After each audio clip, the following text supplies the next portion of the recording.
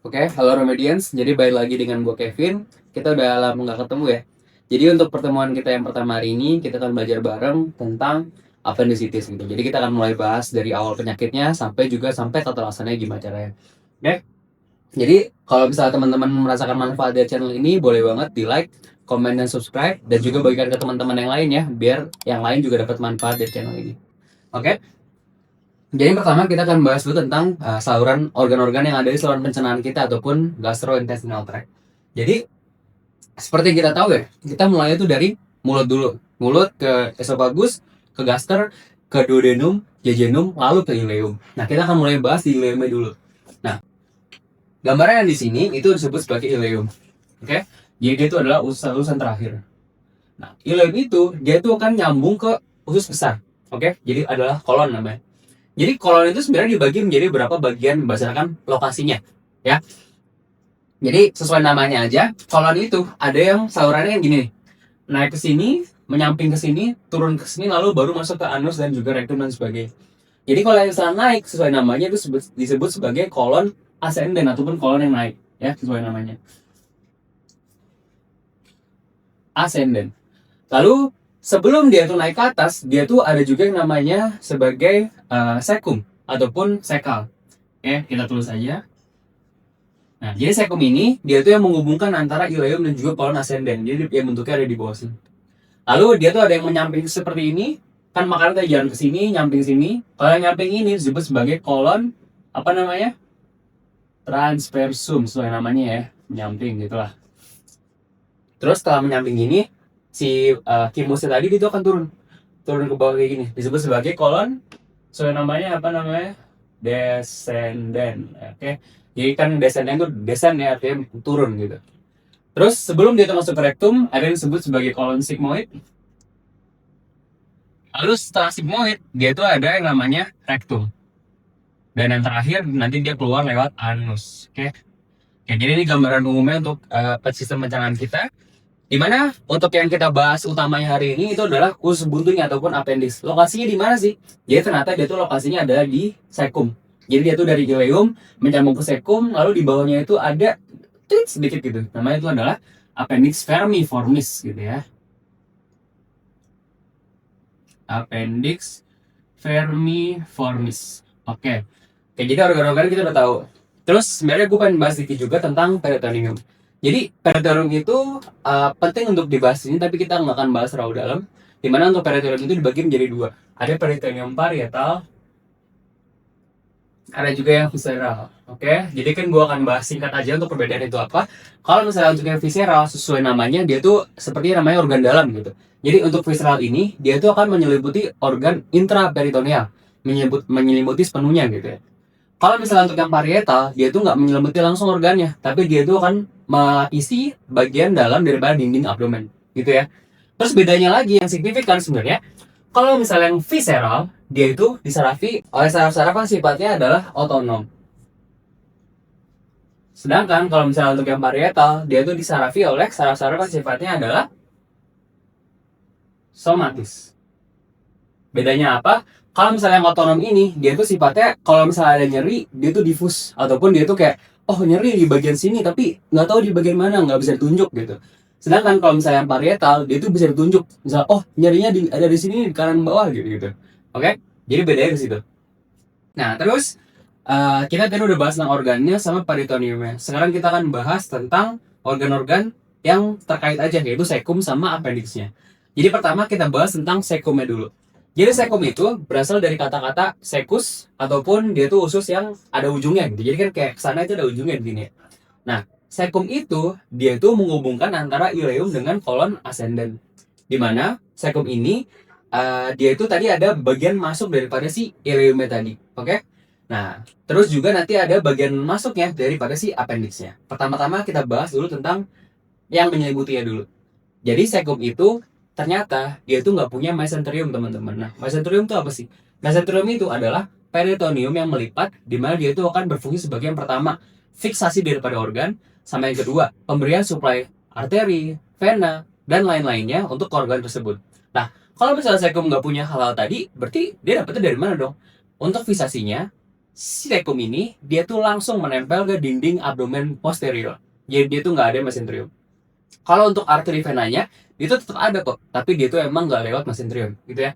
Jadi untuk yang meliputi daripada si apa namanya sekum ini itu adalah peritoneum viscera. Oke. Jadi dia itu sebenarnya kan tadi gue bilang dia tuh meliputi semuanya harusnya kalau misalnya visceral. Tapi kalau misalnya di sekum ternyata dia tuh nggak semuanya, tapi di bagian depannya aja. Karena apa tadi? Karena bagian belakang dari sekum itu menempel langsung ke dinding posterior abdomen gitu ya. Nah, jadi di belakangnya daripada sekum ini, kan ini akan gue garis-garis gini putus-putus ya. Itu ada yang namanya retroseccal recess.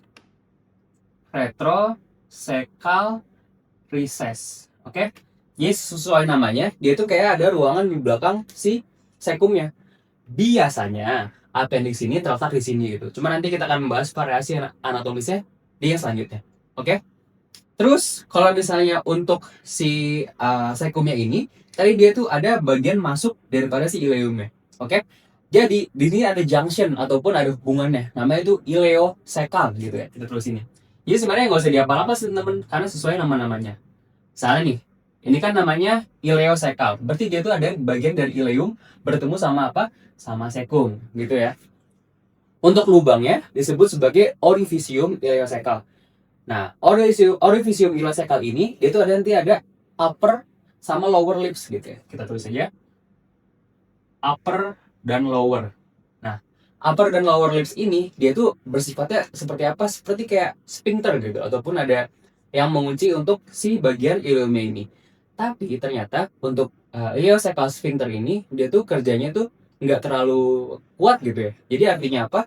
Makanannya itu masih bisa masuk ke belakang lagi gitu. Masih bisa retrograde gerak ke belakang. Nah, terus fungsinya apa sebenarnya sphincternya tadi? Seperti kita tahu ya, kan di saluran pencernaan kita itu ada fungsinya masing-masing. Ada yang untuk menyerap makanan, untuk memecah makanan dan sebagainya. Utamanya ada sphincter di sini itu biar makanannya itu lebih lama bertahan di ileum ataupun di usus halus, sehingga bisa diserap banyak untuk zat-zat yang kita perlukan, misalnya kayak vitamin B12 dan sebagainya. Oke? Jadi ini adalah ileocecal ya di bagian sini. Nah, selanjutnya kita bahas tentang appendixnya itu sendiri. Jadi kalau appendix itu dari nama-namanya, appendix itu adalah berasal dari kata appender atau sebenarnya bahasa Inggris doang sih. Intinya itu adalah menempel ataupun kayak ekstremitas gitu. Jadi dia itu ada yang menempel di sekum. Appendix. Vermiformis artinya vermi adalah cacing, formis adalah bentuk. Artinya ada yang menempel di sekum berbentuk seperti cacing gitu. Kan kita lihat nih bentuknya kayak cacing gitu ya, vermiformis. Ya. Terus kalau misalnya appendix ini dia tuh ada juga fungsinya teman-teman. Dulu appendix ini disebut sebagai organ yang namanya vestigial ataupun dia tuh nggak tahu fungsinya itu apa. Tapi ternyata lama kelamaan ilmu makin berkembang, di appendix ini ternyata ditemukan banyak sel-sel imun ataupun sel-sel limfoid. Fungsinya apa teman-teman? Dia tuh akan menghasilkan yang namanya imunoglobulin A. Nah, jadi appendix itu ternyata termasuk yang namanya GALT ataupun gut associated lymphoid tissue. Nah, buat apa ini IgA? Ya intinya sebenarnya untuk sistem imun aja teman-teman gitu. Oke. Terus si appendix ini dia tuh beda sama sekum tadi. Kan sekum tadi tuh nggak punya mesenterium ya. Sedangkan kalau misalnya di appendix tuh ada teman-teman. Namanya adalah mesoappendix. Oke. Nah, mesoappendix ini fungsinya buat apa? Tadi untuk menyalurkan fiksasinya si appendixnya. Ada arterinya, ada vena dan juga ada limfoidnya gitu. Jadi intinya untuk menutrisi si appendix tadi. Ada yang namanya mesoappendix. Terus pertanyaannya adalah kalau misalnya appendix ada fungsinya untuk sel imun, kalau misalnya diangkat gimana dong? Apakah imunnya akan menurun? Jadi sebenarnya itu enggak. Karena untuk appendix ini dia itu sistemnya itu hanya sebagai tanda kutip tambahan saja ataupun komplement saja terhadap sistem imun kita. Jadi kalau misalnya appendix diangkat itu masih nggak apa-apa, gitu ya. Oke, tadi kita udah bahas tentang secara umum ya. Sekarang kita akan fokus ke appendixnya aja. Jadi ternyata appendix ini, walaupun tadi biasanya seperti yang gue bilang ada di retroseccal recess, itu bisa di tempat-tempat lain. Nah, jadi kita bahas yang paling sering dulu ya. Kita lihat di sini. Ini adalah si appendixnya yang variasi yang gue warna-warna ini. Ini ileum gitu. Nah, biasanya paling sering dia itu adalah letaknya di belakang daripada sekum. Sesuai namanya ya, di belakang sekum. Kan di belakang artinya apa? Retro. Sekum sekal. Oke. Jadi yang paling sering itu 64% ya. Itu ada yang namanya retrosekal. Retrosekal. Oke. Terus kalau misalnya yang kedua tersering, dia tuh sebenarnya appendixnya itu nggak ke belakang sengkum, tapi malah ke bawah, masuk ke rongga pelvis gitu. Oke? Disebut sebagai dan disebut sebagai pelvis. Oke. Pelvis. Nah, terus kalau yang lain-lainnya sebenarnya jarang banget ya untuk ditemuin gitu. Kalau yang 2% ini dia itu disebut sebagai subsekal, jadi itu letaknya ada di bawah sekum ya. Sekal. Sama untuk yang kedua ini dia tuh mendekat ke arah ileum malah. Jadi ada yang di depan disebut sebagai preileal. Kalau yang ini disebut sebagai yang ke belakang gitu ya, ada postileal. Oke, jadi tapi gua garis bawain lagi, yang paling sering adalah retrosekal di belakang sekum, tepatnya di retrosekal recess. Oke, dari lokasi kita udah paham. Selanjutnya kita akan bahas tentang sebenarnya kalau dari apa ya, regio abdomen dia tuh ada terletak di mana sih? Kita belajar tentang yang namanya titik McBurney. Oke. Nah, kalau McBurney ini kita tuh bisa kira-kira lokasi appendix itu di mana. Jadi seperti yang kita tahu ya, dari abdomen itu dibagi menjadi beberapa bagian. Kalau yang kita lihat di sini dibagi menjadi 9 region. Jadi ini adalah umbilikus teman-teman ya. Nah, untuk mencari titik McBurney, kita perlu yang pertama adalah umbilikus. Yang kedua, kita perlu yang namanya adalah sias. Apa itu sias? Itu adalah spina iliaca anterior superior. Jadi lokasinya itu sekitar ada di bawah sini, di regio kanan bawah. Nah, terus kalau misalnya kita tarik garis dari umbilikus ke sias, terus nanti kita bagi tiga nih, kita bagi tiga, set, set. Nah, di sepertiga lateralnya itu adalah titik yang disebut sebagai titik McBurney. Nah, jadi kita kasarannya si appendix ini lokasinya adalah di sini. Makanya nanti kita fokus untuk pemeriksaannya juga biasanya akan di sini gitu ya. Oke, jadi selanjutnya kita bahas tentang vaskularisasi dan juga vena serta limfoidnya. Oke, kita bahas tentang vaskularisasi sama nervasi daripada si appendix itu. Jadi pertama kita bahas vaskularnya dulu. Dimana kalau misalnya vaskularnya itu kita bahas dari arteria dulu ya. Jadi mulanya itu dari, karena dia itu di rongga abdomen, pastinya dari aorta yang turun ya. Jadi dari aorta descendens. Nah, terus dia itu akan masuk ke aorta yang ada di perut, namanya apa? Aorta abdominalis. Nah, terus dia itu akan banyak cabang-cabang ya Pak teman-teman ya. Kita nggak akan membahas detail untuk yang hari ini. Kita bahas langsung ke yang appendixnya aja. Jadi kalau misalnya dari aorta abdominalis, cabang yang ke appendix itu adalah disebut sebagai arteri mesenterica superior. Oke, superior. Nah, terus dia itu akan bercabang lagi teman-teman, disebut sebagai arteri ileokolika. Jadi sebenarnya biar enak untuk ingatnya gitu ya. Jadi yang pertama ada ileokolika ya. Jadi ada di daerah sekitar ileum sama daerah kolon. Jadi kita bisa ingat, oh kan appendix ada di daerah situ ya. Berarti ya namanya arteri ileokolika. Oke. Nah, terus dari arteri ileokolika ini cabangnya itu ternyata ada yang masuk ke mesoappendix gitu. Ini kan tadi mesoappendix nih yang ada banyak sebagai tadi dari arteri, vena, terus juga limfoid gitu. Nah, terus arteri yang ada di mesoappendix ini disebut sebagai namanya arteri appendicularis. Nah, ini gampang lah ya, sesuai nama-namanya aja gitu. Oke. Jadi arteri udah jelas dari aorta sampai ke arteri appendicularis. Nah, terus kita akan bahas juga tentang si vena itu tadi. Nah, kalau misalnya untuk vena, kita bahasnya balik ya dari appendixnya dulu. Jadi kalau misalnya di appendix, kalau venanya namanya sebenarnya sama kayak tadi. Disebut sebagai namanya adalah vena appendicularis. Oke, nah dari vena appendicularis dia itu masuk ke vena cabang yang utamanya lagi dulu. Disebut sebagai namanya vena ileokolika. Nah, kalau misalnya si vena dari appendix ini, dia itu kan masuknya ke hepar. Oke, berarti namanya apa? Disebut sebagai vena porta ataupun vena porta hepatica. Ntar dia masuk ke si heparnya ini deh. Oke. Jadi kalau misalnya untuk arteri dan juga vena kayak gitu. Selanjutnya kita bahas yang warna hijau nih. Kalau misalnya yang warna hijau itu disebut sebagai sistem limfoid ya. Jadi emang di appendix juga sama kayak di tempat lain ada sistem limfoidnya. Jadi kalau misalnya untuk yang limfoid ini, dia itu tadi ada dari sistem limfoid yang di mesoappendix, lalu dia itu akan masuk ke beberapa lymphoid nodes. Nah, lokasinya di mana? lokasinya itu ada di sekitar arteri. Biasanya itu di antara arteri iliokolika ataupun di mesenterica superior. Pokoknya dia itu akan drainase ke limfoid sistem yang ada di sini. Terus perlu diingat juga, kalau misalnya untuk tanda kutip tekanan nih, tekanan di arteri lebih besar daripada di vena. Di vena lebih besar juga daripada di limfoid. Jadi kalau misalnya ada satu hambatan ataupun obstruksi, yang paling kehambat duluan yang mana? Yang tinggi atau yang rendah?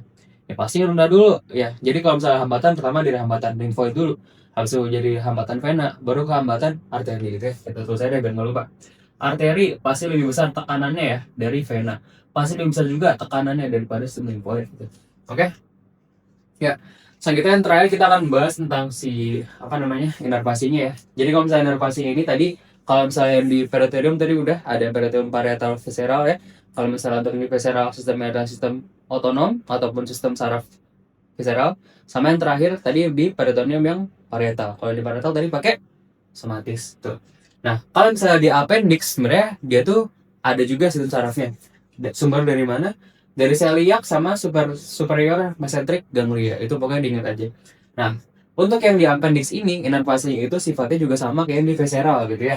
Jadi sifatnya adalah otonom ataupun visceral. Oke. Jadi artinya apa? Kalau misalnya ada nyeri di appendix, misalnya dia tuh infeksi, inflamasi, sifatnya nyerinya adalah sifatnya visceral. Artinya akan diffuse ya. Jadi dia tuh nggak bisa ditunjuk langsung nyerinya ada di mana. Nah, menariknya lagi, celiac dan superior mesenteric ganglia itu asal awalnya di tingkat T10. Oke? Tuh, kenapa menarik? Salah. T10. T ya, T10. Tidak ada. T10. Nah, T10 ini ataupun torakal 10 dia itu selevel sama umbilicus sama sekitar epigastrium lah. Jadi kalau misalnya ada nyeri dirasakan sama celiac sama superior mesenteric ganglia, dia tuh nyerinya tuh akan awalnya adanya di mana? Di daerah T10. Berarti di daerah ya epigastrium atau di sekitar periumbilical. Oke, nanti ini akan ada klinis relevansinya di patofisiologinya. Oke? Ya, jadi itu adalah sistem vaskularisasi dan juga nervasi. Oke, jadi sekarang kita bahas topik utamanya tentang appendicitis. Kita mulai dari namanya dulu. Appen atau appendix itis, yaitu adalah peradangan ataupun inflamasi. Jadi intinya adalah peradangan ataupun inflamasi yang terjadi di appendix. Nah, appendix itu, teman-teman, kenapa bisa meradang? Nah, kita lihat fungsinya dulu tadi. Kalau misalnya appendix tadi fungsinya apa? Sebagai gut associated lymphoid tissue gitu ya. Nah, dia itu menghasilkan tadi namanya adalah IgA ya. Nah, dia itu akan terjadi inflamasi ataupun infeksi jika terjadi sumbatan biasanya ataupun obstruksi. Nah, obstruksi karena apa? Nah, biasanya obstruksi itu ada di bagian sini ya, di bagian proksimal daripada si appendixnya gitu, di sekumnya. Nah, biasanya karena apa? Bisa karena banyak hal. Yang pertama, misalnya, itu bisa jadi karena paling sering ada fekalit. Nah, fekal itu apa sih? Jadi fekalit sesuai namanya, fekal ataupun feces gitu ya. Lift ataupun litos itu artinya batu, teman-teman. Nah, jadi intinya adalah feses yang mengeras seperti batu. Nah, kok bisa? Bisa jadi karena kurang minum air, karena penyerapannya berlebihan misalnya, karena fesesnya nggak gampang untuk keluar dan sebagainya. Gitu ya. Itu yang pertama. Yang kedua, yang sering juga itu terutama di anak-anak ya, itu adanya suatu patogen yang sifatnya obstruksi, misalnya kayak cacing dan sebagainya, gitu ya. Jadi misalnya karena infeksi gitu. Infeksi cacing. Nah, terus yang selanjutnya lagi juga bisa karena tumor. Nah, terus juga makanan-makanan yang sulit dicerna, misalnya kayak biji-bijian dan sebagainya. Karena makanan. Sama yang terakhir juga walaupun jarang bisa terjadi karena penggunaan barium meal ataupun misalnya kontras yang dipakai untuk pewarnaan radiologi ya. Itu juga bisa nyebabin obstruksinya ini. Oke. Nah, jadi itu adalah penyebab daripada obstruksinya. Nah, terus obstruksinya gimana? Mekanismenya gimana gitu ya. Nah, nanti kita akan belajar yang namanya Alvarado scoring. Nah, sebenarnya kita nggak akan langsung belajar di sini, cuman kita bisa menjadikan Alvarado itu sebagai apa ya, acuan lah untuk kita tahu patofisiologi gimana jadinya appendicitis gitu. Nah, jadi yang pertama kita belajar adalah tadi appendix lokasinya di sini teman-teman ya, di sekitar ileum dan juga di sekum. Kita akan perbesar jadi segede ini. Oke. Pertama-tama kita bahas dulu tentang obstruksi tadi. Nah, perlu kita ketahui juga kalau misalnya di appendix itu juga ada lumena teman-teman, ataupun ada rongganya dalamnya. Dimana rongga ini tuh kecil banget. Kita bisa lihat ya, appendixnya kecil banget kayak gini nih. cuil gitu dong. Nah, volume di dalam rumen appendix itu biasanya cuma 0,1 cc ataupun 0,1 mililiter. Nah, bisa dibayangkan kalau misalnya terjadi obstruksi kayak tadi, terus kan si appendixnya masih menghasilkan sekret terus ya, menghasilkan IgA dan lain-lainnya, hasil terus, tapi di sini ada obstruksi. Akhirnya apa? Cairan yang tadi ataupun cairan yang dihasilkan oleh appendix akan stasis ataupun dia itu akan menumpuk di situ. Nah, menumpuk itu terus akhirnya gimana? Akhirnya adalah tekanannya di dalam appendix akan meningkat, dan dia itu kan mensensitasi beberapa hal. Yang pertama teman-teman, itu adalah dari nervusnya dulu. Tadi udah gue jelasin tadi ya, kalau misalnya di appendix dan juga di yang bagian dalam ini adalah peritoneum yang visceral ya, itu disarafi oleh saraf yang sifatnya apa tadi? Visceral, ataupun saraf yang sifatnya adalah otonom. Nah, dia itu akan disarafi tadi oleh sensitasi apa tadi? Saraf visceral. Nah, di mana saraf visceral ini, dia itu tadi sifatnya apa nyerinya? Nyerinya akan difus. Dan kalau misalnya dari appendix, dia itu asalnya adalah di mana? T10 ataupun torakal 10. Di mana torakal 10 ini, dia itu akan menyebarnya itu dermatomnya di daerah epigastrium ataupun di atas sini, sama di periumbilikal gitu ya. Nah, jadi dia tuh akan meningkatkan tekanan di situ sehingga akan sensitasi saraf. Makanya dia tuh akan nyeri yang difus ya, ataupun kayak, dok saya nyeri di bagian atas perut sini tapi kayak nyebar gitu, nggak jelas di mananya gitu ya. Jadi dia tuh akan nyeri di daerah sini nih, akan gue garis-garisin aja karena pasiennya pun juga nggak akan tahu pasti nyerinya itu di bagian mana gitu ya. Di bagian atas perut lah intinya. Pertama itu, nyerinya ada di atas perut. Sama yang kedua, karena dia tuh akan penuh si appendix tadi, dia tuh kan tadi mensensitasi saraf tadi ya. Nah, selain bikin nyeri, dia tuh juga kan bikin pasiennya itu merasa mual dan juga untuk muntah gitu ya. Jadi ada nausea dan juga vomiting. Nah, kita dapat nih alpha radospol kita yang pertama, yaitu adalah yang N dari mentrals ya. Yang N adalah tadi apa namanya? Nausea dan vomiting. Oke, kita centang dan udah. Nah, terus dia itu berarti ada mual muntah. Di mana mual muntah ini sebenarnya yang saya baca, dia itu yang paling sering terjadi di appendicitis, yang paling sering ada di pasiennya lah gitu. Nah, tadi ada mual muntah. Nah, terus kan nyerinya tadi ada di atas ya. Nah, kok bisa? Padahal nyerinya kan biasanya kan kita tahu di kanan bawah ya. Kok sekarang di atas doang gitu. Nah, ternyata teman-teman ada mekanisme yang kedua. Nah, karena tadi stasis tadi cairan di dalam appendixnya, yang kedua adalah banyak patogen yang ada di situ. Nah, patogennya apa? Sebenarnya bakteri-bakteri yang biasa ada di perut kita, yang normal gitu. Cuma karena ada stasis di sini, itu berkembangnya jadi lebih baik gitu. Biasanya apa? Biasanya ada yang namanya E. coli, sama juga namanya Bacteroides fragilis. Nah, pokoknya itu bakteri-bakteri yang sering ada di dalam saluran cerna kita gitu. Nah, akhirnya gimana? Karena bakteri-bakterinya tadi itu meningkat, dia tuh bikin inflamasi makin parah. Yang awalnya hanya ada di peritoneum yang visceral, ataupun sensitasi yang di dalam appendixnya aja, itu sampai ke peritoneum yang parietal. Jadi itu jauh teman-teman. Kalau untuk yang jauh ini, biasanya itu yang kena adalah peritoneum fossa ilioica kanan.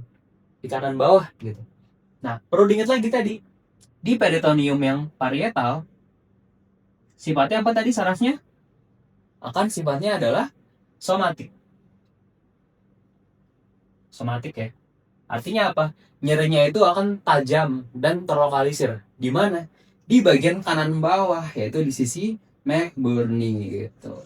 Nah, jadi kita dapat yang kedua nih, dan juga yang ketiga.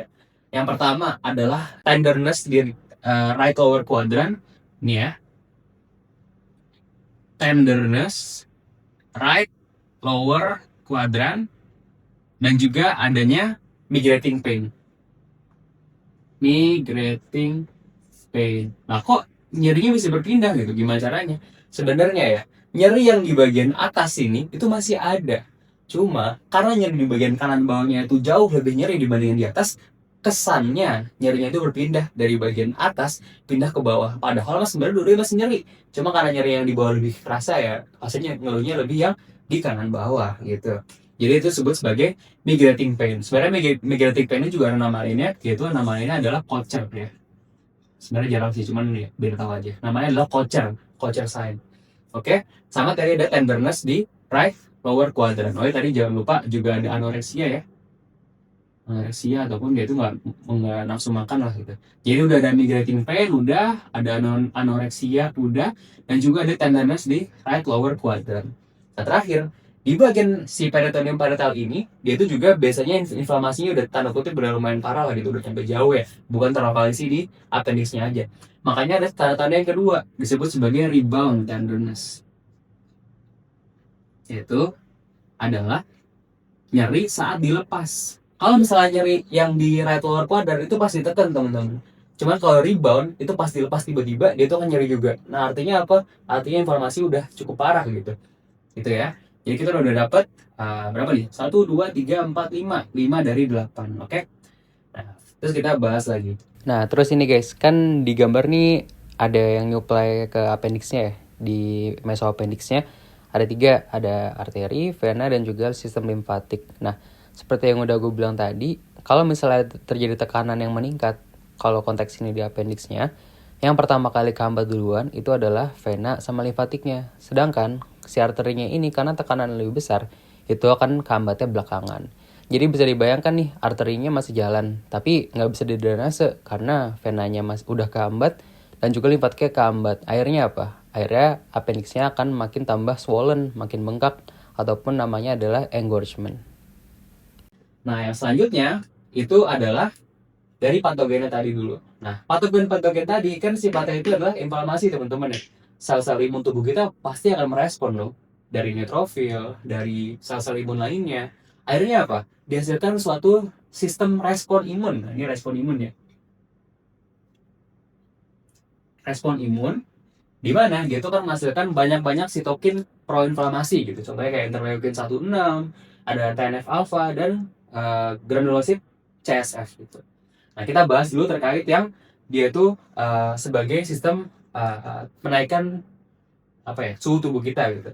Jadi dia itu akan deteksi teman-teman, sorry. Nah, terus dia itu dari respon imun akan sampai kemana? Ke hipotalamus teman-teman. Dimana dia itu akan menaikkan termostat ya teman-teman ya. Termostatnya meningkat, akhirnya kita akan demam. Oke, demam. Jadi kita dapat yang selanjutnya. Apa tadi namanya? Elevated ataupun meningkatnya temperatur. Ataupun dia itu demam. Udah dapat lagi. Nah, terus yang selanjutnya, kan tadi sistem imun itu menghasilkan sitokin proinflamasi. Tapi dia menghasilkan satu yang menarik nih. Namanya adalah GCSF ataupun granulocyte colony stimulating factor. Intinya apa? Bayanginnya gini aja. Tubuh tuh kan ketemu bakteri banyak nih di appendix, terus kayak, wah ini ada infeksi di dalam appendixnya nih. Artinya apa? Wah tolong dong kirim bala bantuan, kirim aja tuh lebih banyak sel-sel imun lagi gitu. Nah, jadi dia tuh akan menstimulasi sel-sel sumsum tulang kita untuk menghasilkan lebih banyak sel-sel imun. Nah, utamanya apa? Itu adalah neutrofil. Jadi disebutnya sebagai leukositosis ataupun jumlah sel-sel imun kita tuh meningkat, sel darah putih meningkat. Nah, jadi kita dapat yang selanjutnya, itu adalah leukositosis. Nah, tapi perlu diingat juga untuk appendix ini sifatnya itu akut ya teman, appendicitis itu. Dimana leukositosisnya ini karena dia itu baru distimulasi oleh si GCSF tadi, dia itu sifatnya lebih banyak sel-sel yang muda dibanding sel-sel yang tua. Nah maksudnya gimana? Kalau teman-teman ingat nih, kita bahas singkat tentang different count ya. Jadi kan ada singkatannya ya, pokoknya urutannya kan kayak gini kalau misalnya kita biasa taunya. Dari basophil, eosinophil, dari neutrofil batang, neutrofil segmen, dan juga ada limfosit dan monosit. Nah, kalau misalnya yang batang itu adalah neutrofil yang masih tanda kutip muda. Ya. Kalau misalnya yang segmen itu neutrofil yang sudah matur ataupun udah tua. Nah, kenapa? Karena dari yang sifatnya batang ini dia tuh nanti kan bersegmentasi sehingga menjadi neutrofil yang bersegmen gitu. Kalau misalnya di leukositosis yang di appendicitis, dia tuh masih baru teman-teman. Akhirnya apa? Yang meningkat itu adalah yang neutrofil batang gitu. Ataupun neutrofil yang masih muda. Jadi meningkatnya yang ini nih. Oke, nah jadi dia itu sifatnya adalah shifting to the left. Kenapa? Karena kalau misalnya di sini, ya di itu sebelah kiri gitu. Oke. Jadi disebut sebagai shifting to left gitu. Oke. Nah jadi tadi itu ya yang patofisiologi daripada appendicitis secara umum. Jadi nanti pasien awal itu akan nyeri di bagian perut atas ini, terus lama-lama dia tuh nyerinya kayak berpindah ke bagian kanan bawah. Pasien juga ada kurang nafsu makan, rasa mual muntah, terus juga pasien nanti akan ada perasaan demam dan juga nanti ada temuan lab ya, yaitu leukositosis. Oke, itu yang umumnya. Tapi di beberapa kasus, walaupun nggak semua, dapat terjadi namanya appendicitis perforasi. Nah, gimana caranya? Itu terjadi kalau misalnya peningkatan tekanan di appendixnya itu terlalu tinggi teman-teman nih, lihat gambarnya nih. Dia tuh akan meningkat tinggi banget, tinggi tinggi tinggi tinggi tinggi, sehingga nanti dia tuh ibaratnya kayak balon yang diisi udara kebanyakan gitu ya, pecah guys gitu ya. Nah, jadi dia tuh tekanan terlalu tinggi, terus dia tuh akan pecah. Nah, pecahnya di mana? Biasanya, walaupun nggak selalu, karena dia tuh tempat sumbatannya itu biasanya di bagian proksimal, dan di bagian proksimal itu nih, kalau kita lihat di sini, dia tuh yang paling ketekan gitu ya, si jaringan si appendixnya, bagian sini. Nah, dia tuh biasanya perforasinya justru di awal, di bagian proksimal sini, karena tekanan tadi tinggi, bukan di bagian yang lainnya biasanya gitu. Jadi itu kan pecah di sini, terus akhirnya apa kalau pecah? Akhirnya patogennya banyak banget yang keluar guys. Dan dia itu bahkan bisa sampai ke peritonitis generalisata gitu. Jadi seluruhnya itu akan jadi peritonitis gitu. Nah, terus akhirnya gimana? Karena dia tuh udah infeksi yang sifatnya udah menyebar berarti ya, bukan yang terlokalisasi lagi. Dia tuh yang pertama, demam itu kan tinggi banget, 39 derajat Celcius gitu. Nah, terus juga selain demam yang tinggi, leukosit itu juga tinggi banget gitu. Biasanya tuh kalau misalnya yang dianggap udah perforasi, biasanya leukositosisnya ntar di atas 18.000 gitu ya guys ya. Jadi suhunya 39 derajat Celcius dan leukositnya tinggi banget di 18.000 gitu ya. Dan jadi patofnya kayak gini. Oke, jadi gitu ya guys ya. Jadi sekarang kita akan bahas tentang pemeriksaan fisik dan juga pemeriksaan penunjang. Sebenarnya kalau misalnya untuk penyakit apapun, pemeriksaan fisiknya kita harus head to toe. Jadi ada kepala, toraks, abdomen, ekstremitas dan sebagainya. Dan bahkan di abdomennya pun harus semuanya, dari inspeksi, auskultasi, perkusi dan juga palpasi. Cuma karena kita biar lebih singkat di sini kita bahas langsung ke appendicitisnya aja. Jadi kalau misalnya pemeriksaan fisik appendicitis itu gampangnya kalau menurut gue ya dibagi jadi dua. Ada pemeriksaan untuk ngecek apakah itu appendicitis ataupun enggak, sama yang kedua untuk memeriksa lokasi daripada si appendixnya itu ada di mana. Gitu kan, tadi ada banyak variasi ya. Kita mulai dulu dari untuk sensitasi daripada appendicitisnya. Jadi sebenarnya mekanisme itu gampang. Intinya untuk mensensitasi appendixnya ataupun peritoneum di sekitarnya sampai dia tuh ada tenderness. Oke? Nah, nanti kita akan bahas nyeri versus tenderness ntar aja deh, biar gampang. Oke? Jadi yang pertama, kita cek dulu pasiennya ada yang namanya pemeriksaan DAMFI. Ya, kita tulis ini nih. Kenapa di atas gue tulisnya? Sebenarnya ya biar muat aja sih. Cuman, pemeriksaan itu kita minta pasien untuk batuk. Batuk, Pak! Nah, kalau saat dia tuh batuk, kan tekanan intraabdomen itu kan meningkat ya? Ya nggak?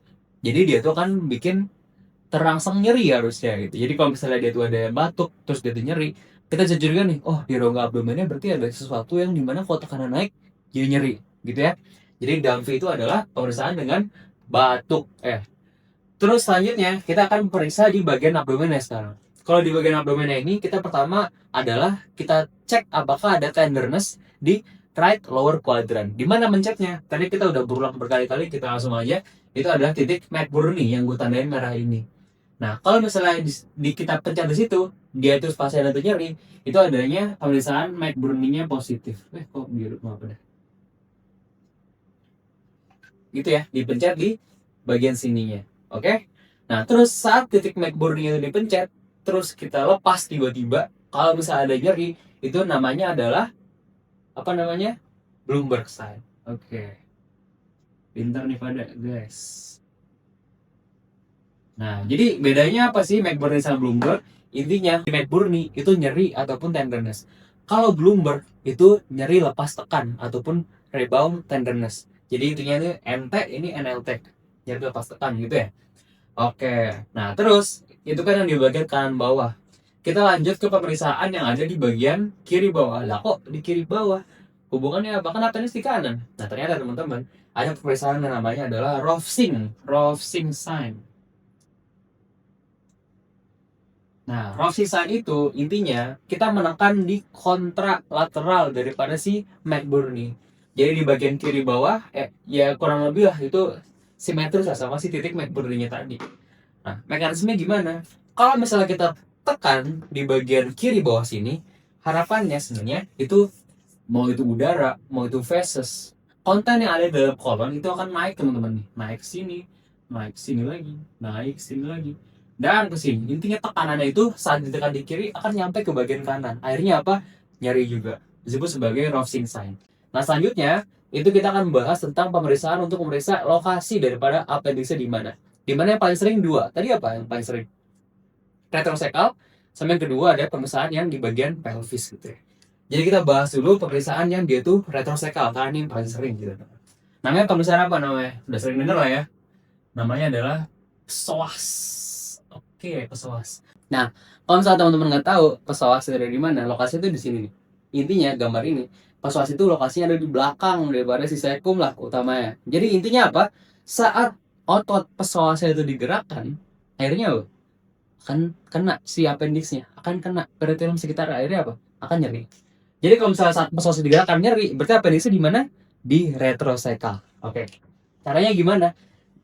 Dia tuh akan kita miringkan ke arah kiri, lalu kakinya itu akan di ekstensikan ke belakang gitu. Kita ada video itu katanya. Nah, yang kedua, itu ada yang namanya pemeriksaan obturator. Oke, namanya obturator. Nah, kalau yang ini juga sama, sesuai namanya. Kalau teman-teman nggak tahu, musculus obturator tuh lokasinya ada di sini nih. Nah, intinya dia tuh ya sejalan lah sama pelvis gitu. Intinya apa? Saat obturator itu digerakkan, appendixnya kena, peritoneumnya kena, akhirnya apa? Nyeri. Kalau obturatornya positif, artinya apa? Lokasi apa appendixnya? Bener, lokasinya itu ada di pelvis gitu ya.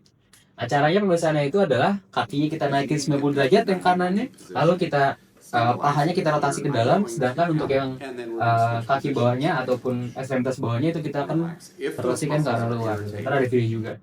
Nah, jadi bergampangnya yang ini sih gampang aja guys ya. Kalau teman-teman tahu psoas lokasinya di mana, obturator posisinya di mana, itu udah pasti tahu lah. Oh ini kalau ini positif berarti lokasinya di sini. Kalau ini positif lokasinya di sini gitu. Nah terus yang menariknya lagi, bisa dibayangin ya guys ya, kalau misalnya psoasnya positif, menurut teman-teman operatornya bisa positif atau enggak? Ya sebenarnya kemungkinan besar ya nggak bakal lah. Kalau nggak, kalau positif dua-duanya berarti apa? Berti appendixnya ada dua dong, berarti kan enggak ya gitu. Oke, sekarang kita lanjut ke pemeriksaan penunjangnya. Oke, jadi kalau pemeriksaan penunjang gue bagi dua aja biar gampang. Ada yang pemeriksaan laboratorium, ada juga yang radiologi. Oke, jadi yang pertama laboratorium dulu nih. Nah lab-labnya tadi apa aja sih ditemukan sesuai sama patofet tadi ya? Gue langsung aja dah. Jadi yang pertama dia tuh ada leukositosis ya. Oke, sel darah putihnya meningkat. Terus yang kedua dia juga ada tadi namanya apa? Shifting to the left ya. Karena itu masih akut guys. Salah. Ya inilah pokoknya. Shifting to the left ya. Oke. Nah terus tapi laboratoriumnya kok ada satu lagi? Apa lagi nih? Sebenarnya teman-teman ya, secara posisi appendix itu ada di bagian kanan bawah. Biasanya nih, kalau misalnya ada wanita usia produktif, terus dia ada nyeri di kanan bawah, itu bisa jadi kemungkinannya appendicitis. Tapi ada kemungkinan lain juga. Yang paling sering ada yang namanya KET ataupun kehamilan ektopik yang terganggu gitu ya. Jadi untuk pemeriksaannya, untuk mengeliminasi lah si adanya KET ini, kita perlu cek kalau misalnya di wanita wanita apa namanya usia produktif, kita cek juga beta HCG-nya guys ya. Jadi penting nih guys. Jadi jangan sampai ntar kita udah curiga PP, oh totonya pasti buka lah kok ternyata malah KT gitu dan sebagainya. Oke, lanjut ke pemeriksaan penunjangnya. Jadi penunjang yang paling sering dipakai itu sebenarnya dua, yaitu USG dan juga CT scan. Ntar kita bahas sedikit tentang X-ray tapi nggak banyak. Nah, jadi yang pertama adalah USG abdomen. Nah, kalau di USG abdomen tuh kita ngeliatnya ada apa aja sih teman-teman? Jadi kan kita ngeliat lewat ultrasonografi ya, jadi pakai frekuensi suara ya. Jadi pertama kita tuh bisa melihat ada yang namanya appendicolitan. Oke, ya jadi ada appendiculit. Jadi masanya nanti akan hiperikoik ya, karena dia itu kan masanya padat ya. Appendiculit. Nah terus yang kedua, nah dia itu akan juga ada penebalan daripada dinding si appendixnya gitu. Yang ketiga, itu ditemukan nanti ada yang namanya target sign. Nah, target sign bentuknya kayak gimana sih? Ya kurang lebih sebenarnya ya guys ya kayak gini. Jadi kalau misalnya kita lihat appendix secara transversal, dia itu akan bentuknya kayak target practice kayak gini-gini gitu. Nah, di mana nanti dia itu bisa menjadi tanda-tanda adanya appendicitis gitu. Nah, terus tanda yang terakhir sebenarnya ini yang sebenarnya paling penting sih sebenarnya, itu ada namanya tes kompresi ataupun compression test. Nah, gimana caranya? Jadi kalau misalnya appendix yang sehat itu kalau misalnya kita kompresi atau kita tekan dengan si USG-nya tadi, dia itu akan terkompresi gitu. Jadi biasanya kompresinya itu di bawah 6 mm. Biasanya 5 ke bawah itu dianggapnya normal. Tapi kalau misalnya saat kita kompresi dia itu lebih dari 6 mm, artinya apa teman-teman? Artinya appendix itu tanda kutip nggak bisa dikompresi. Artinya tekanannya meningkat. Kemungkinan karena apa? Karena obstruksi gitu. Jadi kemungkinan itu adalah appendicitis gitu ya. Oke. Terus selanjutnya kita bahas tentang CT scan. Jadi sebenarnya teman-teman, untuk pemeriksaan CT scan itu sebagai gold standarnya daripada si appendicitis gitu. Tapi lebih sering dilakukan USG. Kenapa? Nanti kita bahas. Nah, pertama, untuk CT scan ini kita juga sama teman-teman. Jadi yang pertama, nanti kita lihat akan adanya si appendicolitnya. Oke? Appendicolitnya ntar akan kelihatan juga teman-teman. Nah, terus untuk yang CT scan ini lebih detail, lebih bagus hasilnya. Karena bisa kelihatan ada dua hal nih teman-teman. Yang pertama adanya dirty streak fat, jadi kayak lemak yang streaking di sekitar si appendixnya. Sama yang kedua itu adanya yang namanya wall enhancement. Nah, kenapa bisa kayak gini? Karena ada yang namanya reaksi inflamasi teman-teman. Lah kok bisa? Nah, jadi kalau misalnya teman-teman tahu, kalau misalnya untuk pemeriksaan CT scan itu, kalau misalnya dia tuh lebih padat dan juga lebih banyak cairannya, dia tuh akan jadi hyperdense gitu ya, atau lebih putih gitu. Nah, saat terjadi inflamasi, terjadi apa? Yang pertama, ada migrasi sel-sel imun. Yang kedua, ada permeabilitas yang meningkat sehingga cairan itu gampang masuk gitu ya ke sel-sel yang ada di tempat inflamasinya. Akhirnya apa? Dia tuh akan banyak sel, lebih padat lah ya, tanda kutipnya, sama dia tuh akan banyak cairan. Akhirnya dia tuh akan terjadinya enhancement atau jadi lebih putih gitu ya. Jadi katanya akan ada putih-putih di sekitar si appendixnya. Itu namanya dirty fat streak sama adanya wall enhancement. Nah, terus apa lagi? Nah, terus yang selanjutnya, dia tuh juga bisa ditemukan ada yang namanya arrowhead sign gitu. Nah, arrowhead sign itu apa? Nah, jadi kan ini adalah lumen cecum ya teman-teman. Yang gede ini adalah cecum ya. Yang bagian kecil ini adalah si apa tadi appendixnya gitu. Normalnya kayak gini. Kalau misalnya terjadi inflamasi di appendixnya akan inflamasi. Sama yang kedua, sebenarnya lumen di sekitar daripada appendixnya yang ada di cecum juga kan inflamasi juga. Akhirnya gimana? Nah, gambarnya kayak gini nih, dan gua hapus aja nih ya, biar kita tahu bedain di mana. Jadi dia kan kayak gini teman-teman. Set gitu. Terus ini juga set gitu. Akhirnya apa? Dia tuh kayak bentuknya tuh kayak segitiga gitu, guys. Kelihatan nggak? Kelihatan sih ya. Ya, kadang bentuknya kayak segitiga gini gitu. Ya, kurang lebih kayak panah gitu. Ya nggak? Kayak gini nggak? Walaupun sebenarnya nggak kelihatan banget, tapi itu adalah mekanisme kayak gitu. Intinya adalah seperti gambaran arrowhead gitu kita tuh saya. Nah, terus sama yang terakhir gue bahas tentang kontraindikasi dan indikasi. Nah, jadi untuk CT scan dengan kontras ini yang pertama harganya lebih mahal. Yang kedua, dia tuh bisa pakai kontras, bisa ada alerginya gitu dengan kontrasnya. Sama yang ketiga, ada opsi lain, yaitu adalah USG gitu. Jadi kalau misalnya masih tidak di USG, biasanya akan di USG dulu gitu. Nah, nanti kita akan memanfaatkan sistem scoring Alvarado untuk tahu kapan untuk di CT scan dan juga kapan tidak. Tapi sebenarnya kalau ditanya tentang gold standar, tetap itu CT scan. Tapi yang lebih sering dilakukan di lapangan itu adalah dari USG abdomennya aja. Gitu ya. Yang terakhir ada pemeriksaan X-ray BNO. Jadi sebenarnya untuk X-ray BNO ini kita tuh nggak bisa tahu tentang appendicitis ataupun enggak ya. Jadi itu nggak digunakan spesifik untuk appendicitis. Tapi ini bisa digunakan untuk mengeliminasi kemungkinan-kemungkinan yang lain. Gitu teman-teman ya. Jadi itu adalah untuk pemeriksaan penunjangnya. Oke teman-teman, last but not least kita akan bahas tentang penegakan diagnosis lewat Alvarado scoring ya. Sama yang terakhir tentang tata laksananya, gimana caranya gitu ya. Oke, jadi yang pertama tentang Alvarado scoring. Tadi kita udah jadikan itu acuan untuk menjelaskan patofisiologinya ya. Jadi kita singkat aja untuk pembahasannya. Yaitu adalah MANTRALS. Jadi kalian kalau misalnya ada kasus apa yang di situ ingat aja ini singkatannya. Dan tadi ingat lagi per kata-kata itu artinya apa. Yang pertama M itu ya ada migrating pain dari epigastrium lah ya sampai ke right lower quadrant berpindah, anoreksia atau dia tuh nggak nafsu makan ditambah dengan nausea, mual muntah dan juga rasa mual. Terus juga ada tenderness di right lower quadrant dan juga rebound tenderness ya ataupun nyeri lepas tekan di kanan bawah juga. Nah, ini menarik nih teman-teman. Kenapa di sini ada kata-kata migrating pain sama di sini ada tenderness? Sebenarnya bedanya apa sih? Kalau misalnya pain itu adalah sifatnya subjektif ataupun dia itu dikasih tahu sama pasien. Dok, saya ada nyeri nih di bagian atas perut saya. Dok, saya nyerinya pindah dok ke bawah, kanan bawah. Itu namanya adalah nyeri. Tapi kalau tenderness itu adalah objektif. Kenapa? Karena dia itu muncul saat kita lakukan pemeriksaan. Kita tekan bagian kanan bawahnya, terus pasiennya reaksi kayak gitu, kayak rasa nyeri. Itu tenderness namanya. Saat kita lepas nyeri lagi, itu namanya rebound tenderness. Jadi lanjutnya lagi itu ada elevated temperature, pasiennya demam, sama leukocytosis ditambah dengan shifting to the left gitu ya. Nah, dari 8 poin tadi itu ada poin-poinnya teman-teman. Gimana gue akan kasih tahu yang poinnya dua aja. Nah, kenapa poin ini dua? Poin dua itu adalah ibaratnya hampir selalu ada di appendicitis dan juga itu lebih spesifik untuk appendicitis gitu ya. Makanya itu poin lebih gede ataupun dua. Kalau untuk yang lain-lain yang poin yang satu itu antara yang pertama nggak mesti ada di pasien atau mungkin bisa ada tapi dia itu nggak spesifik, mungkin bisa mengarah ke diagnosis yang lain gitu. Misal kayak demam. Demam kan di mana aja bisa demam kan. Jadi dia itu bisa mengarah ke kemungkinan yang lain. Oke. Jadi poinnya apa aja yang dua? Yang dua itu adalah tenderness di right lower quadrant. Di saat pemeriksaan tuh tadi ada itu ya, ada McBurney sign untuk saat ditekan dia itu nyeri. Terus yang selanjutnya itu adalah leukocytosis karena kan dia appendicitis mau gimana pun dia itu sifatnya adalah infeksi teman-teman. Nah, jadi dia itu akan ada peningkatan leukosit gitu. Nah, dari poin-poin tadi kita bisa mengklasifikasikan terhadap seberapa mungkin sih pasien kita ini itu appendicitis. Jadi yang pertama, kalau misalnya dia itu 9 sampai 10 itu tanda kutip udah hampir bisa bukan dipastikan, tapi kemungkinan besar lah itu adalah appendicitis. Kita sebutnya sebagai high likely. High likely atau kemungkinan besar appendicitis.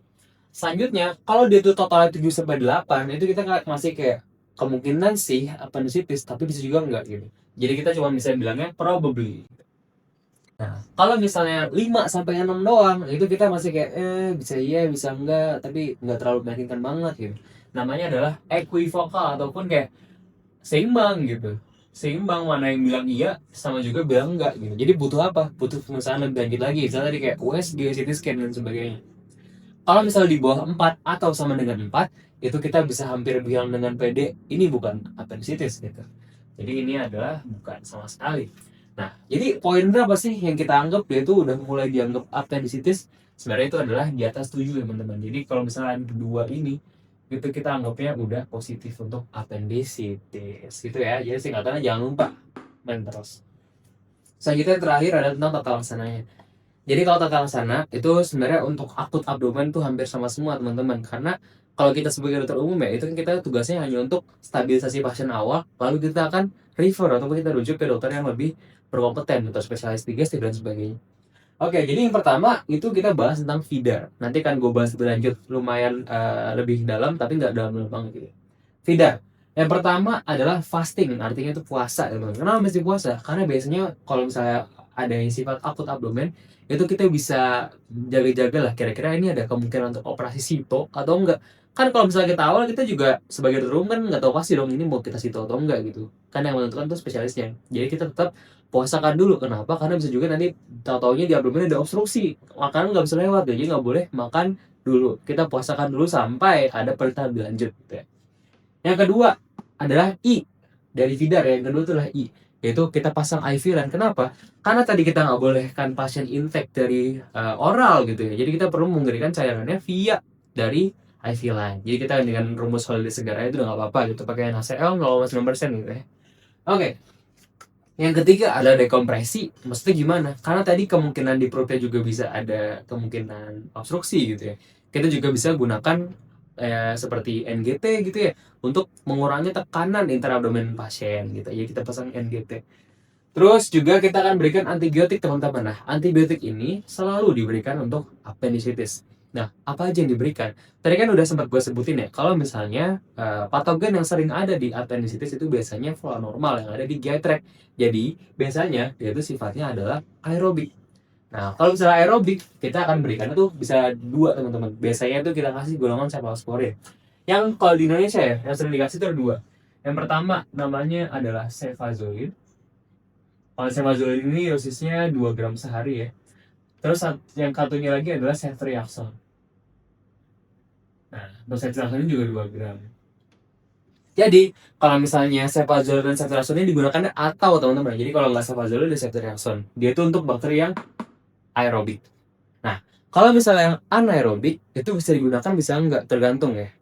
Nah, kalau digunakan itu kita bisa gunakannya namanya adalah metronidazole.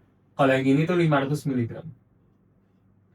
Jadi kita bisa gunakan misalnya ya cefazolin tambah metronidazole atau ceftriaxone plus metronidazole gitu. IV tentunya. Nah, terus durasinya gimana? Ternyata itu berdasarkan juga temuannya si pasiennya. Misalnya nih, kan kita pasien datang ke IGD, kita kasih tetap yang first line dulu dong. Misalnya cefazolin plus metronidazole. So udah nih. Terus ternyata saat intraoperasi ataupun dari pemeriksaan lanjutan yang lainnya, misalnya penunjang gitu, ternyata ditemukan misalnya ada peritonitis, ada perforasi daripada appendix, atau misalnya pada pasien itu ada komplikasi lainnya, misalnya ada gangren ataupun ada phlegmon di dalam si appendicitisnya, itu berarti adalah tipe yang komplikata, teman-teman. Shit. Komplikata. Kalau misalnya pasiennya itu komplikata, antibiotika itu kita lanjutkan sampai kapan? Sampai pasien itu yang pertama afebris, sama yang kedua udah enggak leunya meningkat ataupun udah enggak leukositosis lagi gitu. Jadi itu parameternya dua itu untuk yang ada komplikata. Kalau misalnya yang non komplikata itu gampang karena kalau misalnya yang non komplikata dia itu cuma diberikan satu kali ataupun dia tuh preoperasi aja satu, habis itu post operasi dikasih lagi gitu ya kalau misalnya untuk yang non komplikata. Nah, terus selanjutnya adalah yang terakhir, refer. Terakhirnya refer. Jadi refer ini sebenarnya lebih ke rujuk atau misalnya kita memberikan ke dokter yang lebih bertanggung jawab, misalnya kayak dokter spesialis bedah digestif dan sebagainya. Nah, kita akan bahas sedikit aja tentang apa sih sebenarnya dilakukan sama dokter bedah digestifnya ke pasien yang ada kondisi kayak gini. Jadi sebenarnya karena yang pertama appendix itu sifatnya tadi ada fungsinya, tapi nggak terlalu esensial banget. Artinya kalau misalnya nggak ada nggak apa-apa. Kalau untuk tata laksana definitifnya itu adalah appendectomy.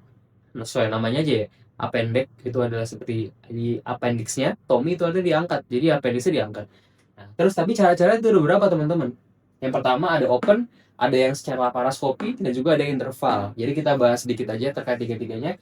Yang pertama tuh open appendectomy. Jadi kalau misalnya open, itu ntar gambarnya gue tampilin sekarang di sini ya. Itu kita buka di titik McBurney-nya langsung dan kita akan operasi langsung di situ gitu.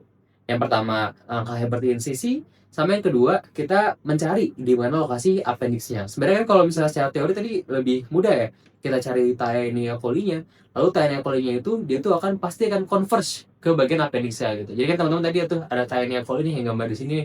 Taenia coli itu pasti tuh akan nyambung dengan appendixnya gitu.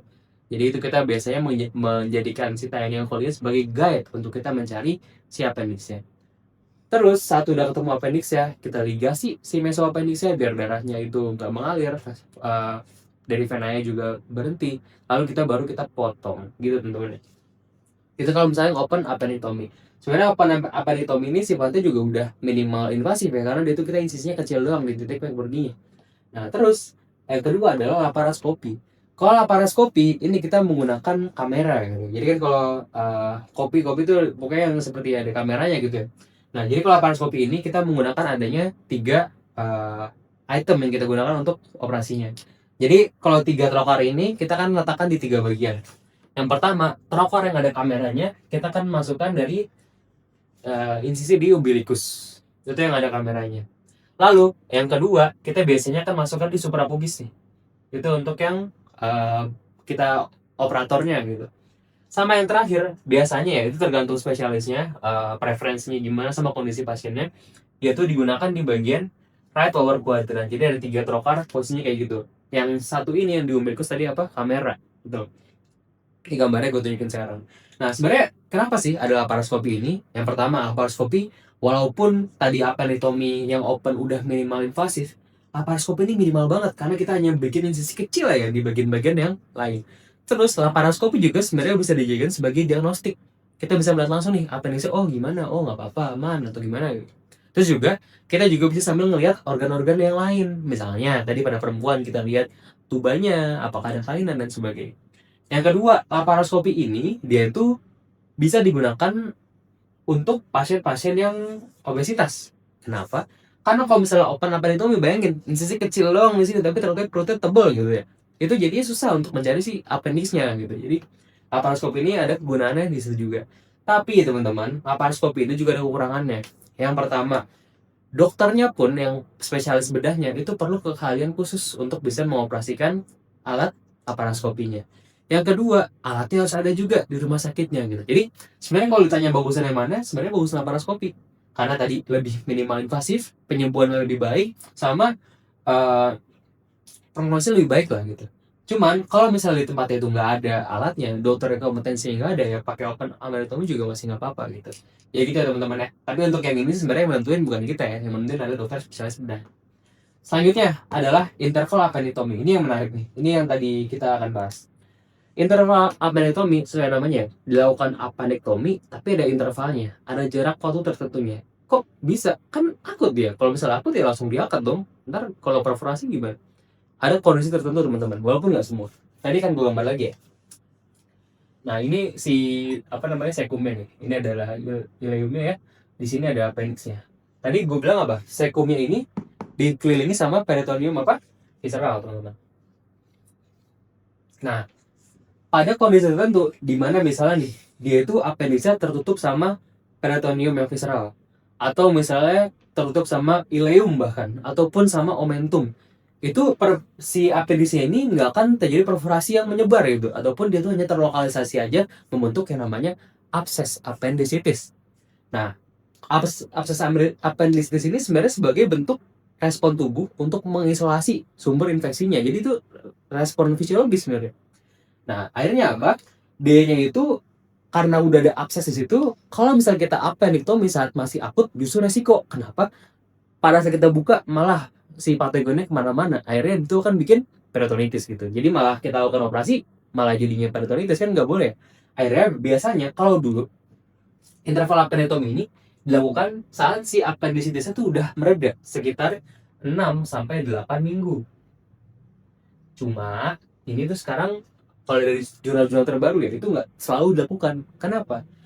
Sebenarnya tujuan interval appendectomy ini ditujukan kalau misalnya pasien itu lagi abses appendicitis terus mereda, itu tetap diangkat. Kenapa? Karena menurunkan resiko terjadinya appendicitis lagi selanjutnya gitu. Tapi penemuan terbaru mengatakan saat dilakukan interval appendectomy ternyata appendixnya itu normal gitu. Jadi kayak nggak wajib banget dilakukan gitu. Jadi itu tergantung teman-teman mau dilakukan atau enggak, tapi intinya kalau interval appendectomy ini hanya dilakukan pada yang ada absesnya. Itu ya teman-teman ya. Oke teman-teman, jadi tadi itu ya untuk video tentang appendicitis. Dari kita mulai bahas tentang anatominya, patofisiologinya, tata laksananya, sampai pemeriksaan penunjang dan sebagainya gitu ya. Nah, jadi teman-teman makasih banyak udah nonton sampai saat ini. Terus nanti kalau misalnya teman-teman merasa manfaat dari video ini, boleh di komen, like, subscribe, sama di bagian tuh teman-teman yang lain. Dan kalau misalnya teman-teman ada misalnya request video yang mau dibuatin, boleh ditulis di kolom komentar di bawah aja. Nanti kalau misalnya ada waktu kita akan buatin. Sampai jumpa teman-teman ya, semangat. Dadah.